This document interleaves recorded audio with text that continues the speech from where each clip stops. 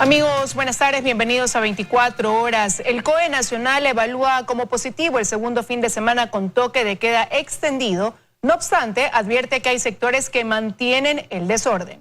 Hola María Gracia, ¿cómo estás? Buenas tardes. ¿Qué tal? ¿Cómo estás, Liz? Amigos, muy buenas tardes. Además, se anunció que desde este lunes queda prohibida la exportación de oxígeno medicinal de producción nacional. Así lo resolvió el COE Nacional para garantizar el abastecimiento de este producto. Con este tema empezamos. El crecimiento exponencial de la demanda de oxígeno medicinal en el Ecuador por el aumento de la velocidad de contagios de COVID-19 hizo que el COE Nacional tome esta decisión que la anunció este lunes. La decisión se toma por un pedido operativo de las gobernaciones y de las intendencias a nivel nacional. Al existir una demanda y un crecimiento en la demanda hasta de un 100% en el consumo nacional, pues es lógico que el COE Nacional tengamos que privilegiar la necesidad de los compatriotas ecuatorianos. El Ministerio de la Producción será el encargado de emitir un acuerdo ministerial con esta disposición, junto con la fijación de techos en el valor comercial de este producto. Porque este es un elemento fundamental para salvar vidas, así que es una decisión firme, sí, los 6 metros cúbicos no pueden pasar de $36.20, los 8 metros cúbicos con $48 y los 10 metros cúbicos con $60. Este fue el principal anuncio de las autoridades al evaluar como positivo el segundo fin de semana de confinamiento en el marco del decreto de excepción vigente. Todas las cifras bajaron excepto el número de libadores callejeros. En 28 días podremos tener 2 ciclos de 14 días para poder ir disminuyendo ya la cantidad de contagios a nivel país. Otro tema positivo fue la reducción de lista de espera para las unidades de cuidados intensivos en los hospitales del país, de 430 aproximadamente a 300 pacientes. En Quito, Freddy Paredes, 24 horas. El gobierno busca acelerar la vacunación de grupos correspondientes a la fase 1. Esto en medio de inconvenientes que se registran en puntos de vacunación de Quito. Belén Merizal está en un centro residencial de personas con discapacidad en donde se lleva a cabo la jornada de vacunación. Hola Belén, ¿cómo estás? Buenas tardes. Cuéntanos cómo se va a acelerar el plan de vacunación. ¿Qué han dicho las autoridades? Muy buenas tardes, compañeras en estudio, amigos televidentes. Pues en realidad las autoridades no han explicado concretamente cómo se va a acelerar el proceso de vacunación cuando faltan 21 días para que termine el periodo de gobierno del presidente Lenín Moreno. Esta mañana el ministro de Salud, Camilo Salinas, señaló que en los próximos días se inoculará a 80,000 adultos mayores que viven en centros geriátricos. También el presidente de la República sostuvo que mañana se inaugurará en Guayaquil una nueva estrategia denominada Vacunación Express, en la que los ciudadanos podrán acudir en sus vehículos y allí recibir la inoculación. Pero para conocer más detalles de esta jornada de vacunación, nosotros les hemos preparado el siguiente reportaje. Veamos. Se acorta el tiempo para que el gobierno cumpla con la promesa de inocular a 2 millones de personas correspondientes a la fase 1 antes de terminar su periodo. Quedan 21 días y ninguno de los grupos de esta fase han sido inoculados completamente. La mañana de este lunes, por ejemplo, durante una visita a un centro gerontológico en la parroquia de San Antonio de Pichincha, al norte de Quito, el ministro de Salud reconoció que aún faltan adultos mayores por vacunar. Cerca de 80,000 adultos mayores que van a ser programados y que están dentro de estos centros gerontológicos. Sin embargo, el presidente Lenín Moreno es optimista. Aseguró que cada día se incrementa el número de inoculados e incluso a pocos días de dejar el cargo anunció una nueva iniciativa de vacunación. El día de mañana inicia el vacunatorio express, es decir, en Guayaquil. Lo vamos a inaugurar allá. Las personas pueden ir en vehículo, ser vacunadas e inmediatamente desplazarse. Mientras tanto, quienes ya han recibido la primera dosis ahora tienen una preocupación. No saben cómo llegará la segunda dosis si no existe organización. Quiero mencionar que la próxima dosis de la vacuna nosotros tenemos que acercarnos a buscar en cualquier brigada en donde nos puedan vacunar con la misma marca. Y para otros la preocupación es que ya han transcurrido los 21 días de lapso entre la primera y segunda dosis y no han recibido una nueva cita. No es necesario tener 21 días para poder inocular las segundas dosis. Nosotros hemos expresado que pueden estar entre 21 hasta 28 días, que podemos nosotros inocular las segundas dosis. ¿Que pueden llegar a más tiempo? Sí se puede, técnicamente y científicamente se puede. Y frente a los inconvenientes que se registraron durante el fin de semana en algunos puntos de vacunación, Salinas dice que es culpa de los mensajes falsos y las autoconvocatorias. El ministro de Salud también mencionó que durante esta semana arribarán al país 100,000 dosis de la vacuna de Pfizer y todavía se espera la confirmación de la farmacéutica china Sinovac, que había anunciado que durante los primeros días de mayo también enviaría al Ecuador 500,000 dosis más. Esta es la información que nosotros tenemos por el momento. Regresamos con ustedes de estudios que tienen más. Muy buenas tardes. Muy buenas tardes, Belén. Muchísimas gracias por tu informe. Y este lunes el IES inició el proceso de vacunación a jubilados, pensionistas y afiliados de 65 años en adelante. A esta hora hacemos contacto con Joana Ramos para que nos cuente más detalles. Hola, Joana, muy buenas tardes. Adelante, por favor.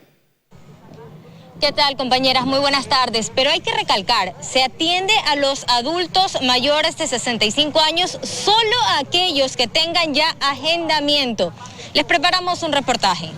El plan de vacunación contra el coronavirus continúa en el país y con él los problemas. Ausentismo, vacunados que no son de primera línea y que consiguen las dosis, aglomeraciones y desinformación. Según el gobierno, con apenas 110 puntos de los 10,000 ofrecidos para vacunar, a la fecha más de 1 millón de personas han recibido la vacuna contra el coronavirus. Pero si desglosamos esa cifra, el panorama no es tan prometedor. De ese millón de personas vacunadas, apenas 242.687 han culminado su proceso de inoculación con ambas dosis. El secretario de Gabinete, Jorge Huátet, justifica los números. Lo que todos queremos es que existan las dos dosis, pero hay que saber al mismo tiempo que usted necesita 21 días entre inoculación y otra. Y si usted hace un análisis de lo que pasa en otros países, esa inoculación va por encima de los 21 días. Para el epidemiólogo Marcelo Aguilar, la realidad es que la vacunación avanza sin una lógica, sin bases. Problemas. En el año 2017 el Ecuador ya tiene la peor cobertura de vacunación, apenas por encima de Haití. Es el país menos peor de América después de Haití, en el año 2017. Eso no se ha podido corregir, entonces llegamos con una debilidad estructural frente a las vacunas. Mientras que para el médico intensivista César Mariscal, la falta de información sigue minando la confianza del plan de vacunación. Tratar de llegar con información certera y no desinformación, porque lastimosamente han generado tanto temor a la vacuna, a la desinformación, lo cual es incorrecto. El gobierno intenta cumplir con lo ofrecido y vacunar a 2 millones de personas hasta el 24 de mayo. Para eso, desde este lunes, los jubilados, pensionistas y afiliados mayores de 65 años del Seguro Social con cita podrán recibir la vacuna contra el coronavirus. 24 puntos se habilitaron, 2 de ellos están en Guayaquil. Ya hemos comunicado quiénes son los que están agendados. En el caso de que algún paciente no haya recibido ningún tipo de mensaje, lo que tiene que ingresar a una página que hemos puesto para poder hacer las consultas. Pero la falta de información sigue generando caos. ¿Pero usted se agendó? ¿Usted se registró antes? Pero nos han dicho siquiera los señores. Desde el 18 de marzo me dice, espere. Pero ese es un aviso del Ministerio de Salud. Del Ministerio de Salud, sí. Me dice que espere la llamada que me han mandado. El resto de personas tienen que ir dentro de los diferentes puntos que ha dispuesto el Ministerio de Salud Pública y ellos son quienes coordinan su agendamiento. En este punto de vacunación ubicado en el norte de Guayaquil se atenderá desde las 8 de la mañana hasta las 5 de la tarde y se tiene previsto vacunar a 500 personas al día. Con esta información damos paso a estudios. Buenas tardes. Buenas tardes, Joana, para ti también y muchísimas gracias. Y los hospitales continúan trabajando al máximo de su capacidad a pesar del toque de queda extendido que se desarrolla desde hace 2 semanas a nivel nacional. Solo quedan 21 camas de cuidados intensivos disponibles. Es la imagen frecuente en los exteriores de los hospitales de la capital. Decenas de ciudadanos esperando por alguna información de sus familiares mientras se siguen sumando pacientes. En el hospital del IES Quito Sur hay un total de 465 camas de hospitalización y 49 de cuidados intensivos. Todas están llenas y hay una larga lista de pacientes a la espera. Se refleja una emergencia que amanece con más de 40 pacientes en espera de una cama de hospitalización. La lista de espera de unidad de cuidados intensivos en este momento son de 80 pacientes. Aunque ha disminuido la llegada de pacientes durante los fines de semana por las medidas de restricción que están vigentes, de lunes a viernes la atención por COVID está al alza y actualmente son núcleos familiares los que llegan en busca de atención médica. En este punto estamos viendo que llegan familias enteras y que sale 1 o 2 miembros y los demás pues lastimosamente fallecen. A diario en esta casa de salud mueren en promedio 18 personas. La misma situación ocurre en el Hospital Carlos Andrade Marín, donde pierden la vida aproximadamente 7. En lo que va hasta las 11 de la mañana tenemos lamentablemente 3 personas que ya perdieron la vida con la enfermedad. El fin de semana, de igual manera, 27 personas fallecieron en esta casa de salud. De las 386 camas de cuidados intensivos que existen en los hospitales del IES a nivel nacional, el 95% están ocupadas, es decir, solo restan 21. En Quito, Daniela Valencia, 24 horas. Revisamos ahora la situación en Guayaquil. Autoridades de la Mesa Técnica de Salud aseguran que los contagios y muertes por COVID-19 en esa ciudad han disminuido. A pesar de esto, las camas de UCI se mantienen al 100%. Que aún no se puede hablar de una tendencia, pero que las cifras de esta semana den un respiro a la ciudad, fue lo que mencionaron las autoridades de la Mesa Técnica de Salud del municipio de Guayaquil en el anuncio del informe epidemiológico del COVID-19, que indican que ha habido una desaceleración en la curva de contagio. La cifra más alentadora es el número de fallecidos, que durante 2 semanas estuvo en 32 personas que fallecían por el virus de forma diaria. Pasó ahora a 28 y que el número de casos disminuyó también en un 15%, de 170 por día, bajó a 135 en promedio. No podemos cantar victoria. Esto es un pequeño respiro. Si estas cifras se prolongan o se mantienen en el tiempo, disminuyendo significa que tendremos una tendencia segura a disminuir este problema serio de salud pública. Son cifras que dan esperanza, pero que aún las camas de unidades de cuidados intensivos continúan al 100% y que quienes ingresan con complicaciones son personas de entre 45 a 55 años de edad, por lo que los controles van a continuar, más aún con un Día de la Madre cerca, que podría ser una fecha crucial. Las restricciones del COE nacional se mantendrán hasta el próximo 20 de mayo. De ahí que se analizará la situación epidemiológica y se reajustarán, por lo menos en Guayaquil, para que la cifra de contagios y muertes por COVID-19 continúe disminuyendo. Era necesario dar un respiro a la parte hospitalaria, a la parte médica de la ciudad.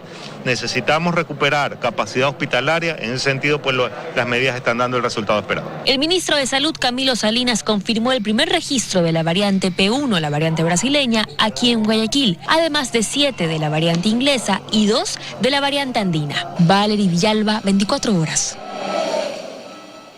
Ciudadanos denuncian falta de atención en clínicas privadas para sus familiares que requieren cuidados de emergencia, pese a que la ley las obliga a estabilizarlos. En la Defensoría del Pueblo han recibido denuncias de asegurados del IES a quienes no se les ha reconocido a sus afiliaciones en estas clínicas. Su padre lleva 3 meses intentando recuperar su salud y la lucha no solo ha sido física, también económica. Se remonta a febrero de este año en Babahoyo, cuando de emergencia su papá buscó atención en la clínica que tuvo cerca, una privada. ¿Le pidieron algún anticipo al recoger? Claro que sí, si no, no le ponen mano, pues. ¿Cuánto le pidieron?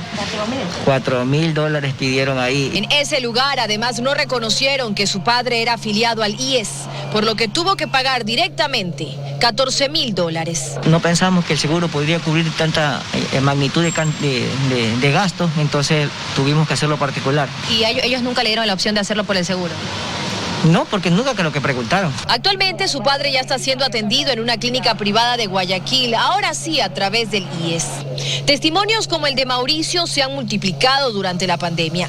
Pacientes denuncian que pese a llegar en estado crítico, algunas clínicas privadas exigen un depósito o voucher, algo que por ley no deben hacer. La Ley de Derechos y Amparo del Paciente en su artículo 9 dice: se prohíbe a los servicios de salud públicos y privados exigir al paciente en estado de emergencia que presenten cheques, tarjetas de crédito, pagarés a la orden, letras de cambio u otro tipo de documento de pago como condición previa a ser recibido, atendido y estabilizado en su salud.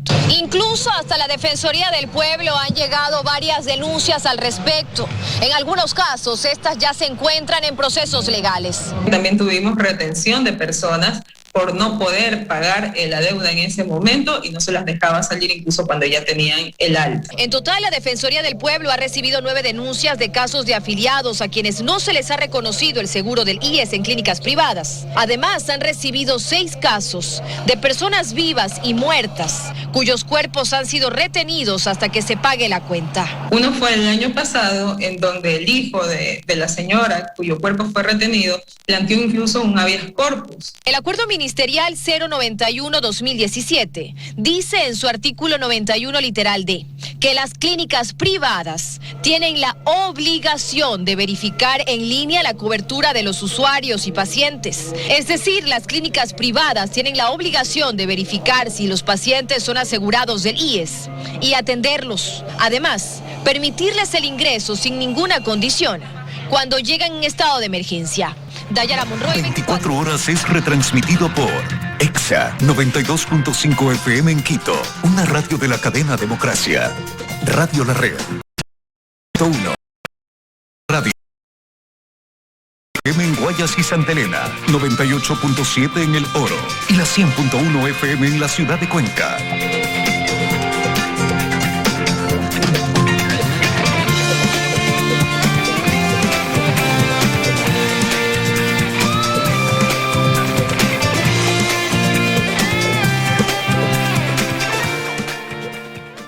Estamos de regreso con más información.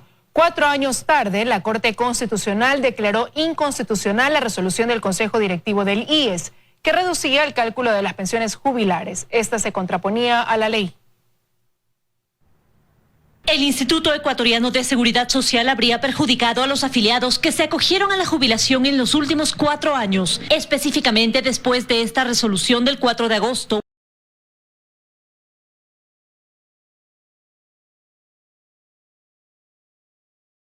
Marco Proaño Maya. En un Estado tienen que gobernar las leyes.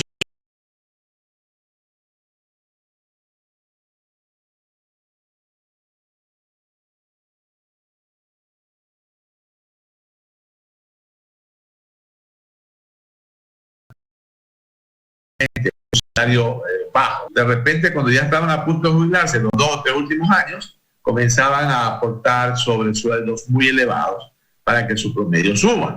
Por eso cambiaron la fórmula de tendrá derecho a una pensión de vejez que será igual al 75% del promedio de los 5 años de mejor sueldo o salario de aportación, a lo que dispone la resolución 554. Para el cómputo de la base de cálculo de la pensión se obtendrá la raíz sesentava del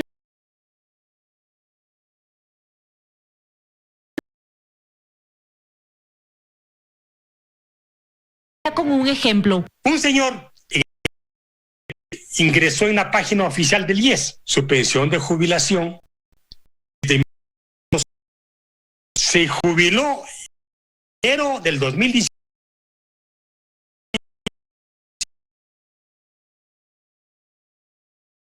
Ahora tiene 980 de pensión jubilar. El cambio de cálculo del aritmético al geométrico significó que bajen los montos. Depende de la sentencia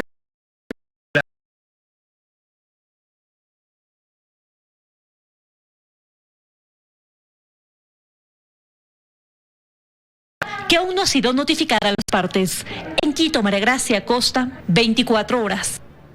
Luego de 3 años de análisis, la Asamblea Nacional dio paso a las reformas a la Ley de Tránsito, que van desde recuperación de puntos de la licencia, incentivos para la movilidad eléctrica, educación vial, hasta el control de las unidades de transporte con medios tecnológicos. Si usted tiene una multa por una contravención de tránsito y la cancela 20 días de notificación, 50% de reducción en la multa respecto a los de transporte serán regulados mediante otras. Estas son algunas. Por ejemplo, el eje de educación vial se incluirá de primer año de educación inicial hasta tercero de bachillerato. Deben desde niños aprender a hacer uso responsable, prudente del vehículo. También hay un eje de movilidad sostenible que tendrá incentivos para los servidores públicos y privados que usen medios sostenibles. En el eje tecnológico se establece el uso de GPS en las unidades de transporte. Para en este caso recopilar toda la... Un tema que aún no convence a algunas personas, que es el de puntos en la licencia de conducir. 15 podrá recuperarlos a través de un curso. La primera vez recuperará 15 puntos, la segunda vez 10 puntos y la tercera vez 5 puntos. No establece la causalidad por la cual se haya perdido. ¿Qué quiero decir con esto? Para la ley o para los legisladores, es igual haber perdido los puntos por haber matado a 1 o 10 personas o por haberse parqueado mal 1 o 10 veces. Esta es la 10ª vez que la Ley de Transporte y Tránsito es reformada por la Asamblea Nacional. Samaniego, 24 horas. Un sujeto detenido con 139 kilos de cocaína por considerar que no forma parte de una estructura criminal. La Fiscalía basó su dictamen abstentivo en un informe pericial que además señala que el procesado sufre de trastornos mentales y es adicto a las drogas. Un caso controversial desde el inicio. El pasado en Bastión, 139 kilos. Le seguía la pista tras denuncias recibidas por el sujeto fue puesto a la justicia a su captura. La flagrancia, asegurando, entre otras cosas, que se trataba de un adicto y que por condición no podía ir a prisión. La investigación pasó a manos del fiscal Eduardo Díaz, quien se abstuvo de acusarlo, basándose en un informe de antinarcóticos que detalla que el procesado no pertenece a ninguna estructura criminal, sino que el día del operativo fue contratado para cargar los sacos con droga, que ese día, dice, nada más pasaba por ahí. Y le piden que estive. En ese momento llega la policía, aparentemente salen de la escena más personas y únicamente queda el estibador contratado. Según la información que recibió el fiscal, el sobreseído se dedicaba al reciclaje, pero basta con revisar el sistema automático de trámite judicial SATYE para evidenciar que el supuesto reciclador tiene antecedentes penales. Fue investigado en 2017 por portar armas de fuego y en 2016 detenido por infracciones de tránsito. Además, tiene un RUC a su nombre para la venta al por menor de artículos para el hogar. Fue detenido en 2017 por porte de armas. Porte de armas, sí. Infracciones de tránsito. ¿Sí? ¿Se entiende que un chambero tenga carro, un chambero tenga antecedentes penales vinculados con armas? A ver, hay varias características en esta situación. Primero, los antecedentes penales no pueden ser vinculados a una nueva investigación.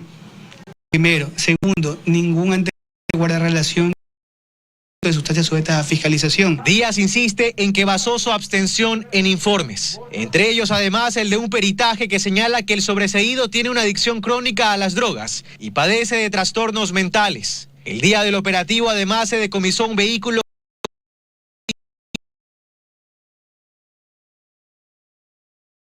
vinculado en otro caso de narcotráfico. Será en la nueva investigación en otra fiscalía su proceder. Fiscalía defiende su tesis, pero lo cierto es que hoy, por el caso señalado